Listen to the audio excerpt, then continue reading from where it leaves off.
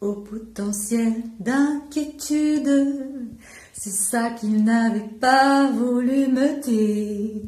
Ils m'ont fait passer comme d'habitude des questions fermées où je n'existais pas et qui montraient mon cerveau voulant tout croire, tout saisir, tout savoir. Anticiper, savoir avant pour décider ce qui serait le plus adapté à me maintenir dans une petite case qui plaisait aux autres. Car quand tu as peur, tu veux contrôler ce qui va se passer et tu rejoues sans cesse, oui.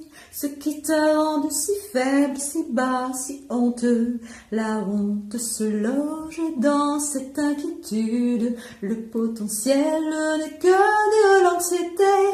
de l'anxiété. Accessoirisé par l'intelligence qui croit maîtriser, mais c'est du contrôle. C'est du contrôle, ta vie n'est pas rock'n'roll. Elle rejoue sans cesse les mêmes scénarios, les mêmes schémas que tu crois connaître.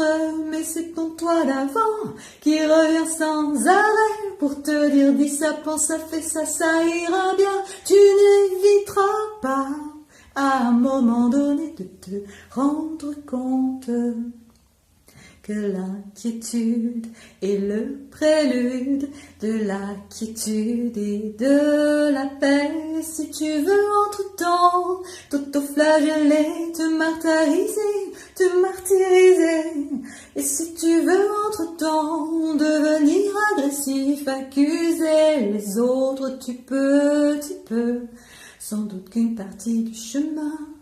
Et dans ce potentiel d'inquiétude qui cache aussi beaucoup de colère, sans doute qu'une partie du chemin. Et dans ce potentiel d'inquiétude, je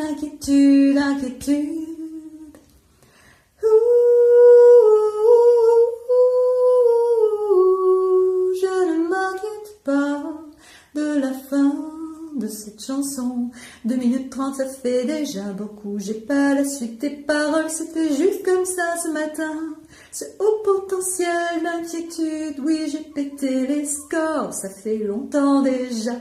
Et maintenant je suis redevenue normalement moi, c'est-à-dire sûrement bizarre pour beaucoup de personnes, mais tout à fait normal, selon moi.